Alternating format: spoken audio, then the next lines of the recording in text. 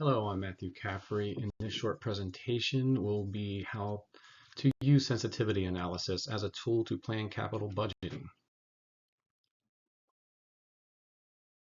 So starting off with what we'll look at is a kind of a financial management overview. So building and using a sensitivity analysis is a good start when trying to determine if a new business plan should be further explored. Even the most well-planned business ventures, which indicate success, come with risks or failure. In this presentation, we'll discuss how initial funding is sourced. We will then look at the different qualitative and quantitative factors that need to be considered. Then we'll take a look at those factors and analyze how they would affect profit and feasibility. Lastly, we'll look at over a sample financial performance tool and discuss the different data points and how they will affect the overall goal of profitability. So our funding sources, where is the money going to come from to start this business?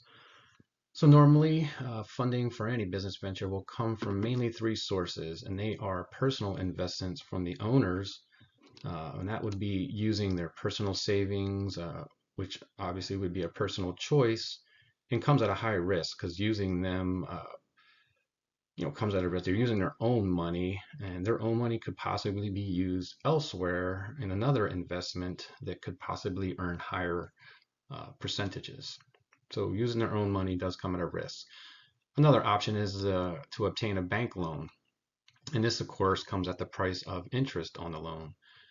And also would require strong business proposal and planning, which will be needed to secure those loans. The third option could be investment partners. And again, would be another avenue that will require a strong and well laid out business plan and proposal with good indication of profitability. And the only downside to this option would be sharing profits with them as well as the decision making, since they will own some of your business. So those are your three options. Next, we'll look at the qualitative factors that need to be considered when starting a business. Qualitative factors must be considered well before this business plan is ever put into place. Many business ideas and successes are due to considering these qualitative factors and foreseeing a product demand. The three qualitative factors I like to focus on are number one, market demand, number two, competition in the market, and number three, regulatory concerns. Market demand is finding the right product that will attract the consumer. The consumer must want or need this product. You'll also need to consider if this product is mainly for the local population or will be shipped out.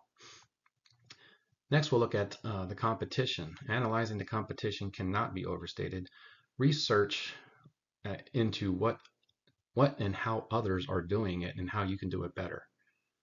And let's look at regulatory factors also. They need to be considered.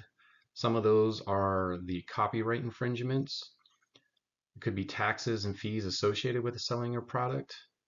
And then, of course, one of the biggest hurdles is where to build or establish your business. State and local regulations can really hamper and block businesses from ever getting started. So you're going to want to hire lawyers and research the building requirements for your startup business. Next, we'll look at the quantitative factors. When it comes to analyzing the quantitative factors, we're talking about the numbers and the dollars. How much upfront costs are needed? If it's a franchise we are wanting to start, what does a franchise require? Much effort needs to go into figuring this number as everything starts here. Everything from buying, renting land, buildings, buying supplies, hiring workers, operating costs for the first few months or quarters. This list can go on and on, but this will be very important to know how much you will need and how you're going to secure those loans. So once you determine the initial investment cost, the next factor to consider are the operating costs, and which entail how many workers, how much money they will need to be paid, the material cost, how they're going to be procured, how they're going to be stored, how fast will the product be ready for sale. That will help determine the material turnaround times. And the last factor I'm going to want to discuss is setting the selling price of the product. Some factors to consider will be the competitor's pricing, the local family income, the quality of the product versus the competitors, and then of course this could all change. Setting this initial sales price is important to attract initial customers, but over time, sales price can fluctuate based off of supply and demand, material costs, and whatnot. But starting with a quality product priced fairly is what our goal is here. Other quantitative factors we need to consider, and when we really get into these numbers, are the NPV, the IRR, and the payback period. There's other items to consider as well, but we'll just mainly focus on these three. So once those initial numbers are set, you can start building a model to understand if, when, and how this business will be profitable and what are the risks. A positive NPV or net present value is the goal, but how high should we strive to achieve to make it worth our time and money? That is a number that the owners and investors need to determine at what is the goal. Obviously, a negative NPV is no good for anyone and will not be tolerated or considered. The next factor in the number game is to determine what the expected internal rate of return needs to be in order to maintain a healthy track to profitability. If the goal is to recoup all initial investment over a 5-year period, then a possible good starting point for this annual IRR would be 20% or 1/5 for every year. So the last factor I'm going to consider and talk about is determining the payback period.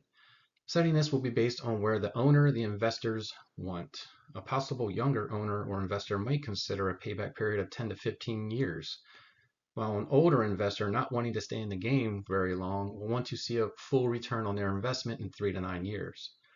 Other reasons you would want to set the optimal payback period is learning if the initial investment might have higher earnings potentially in other investment avenues.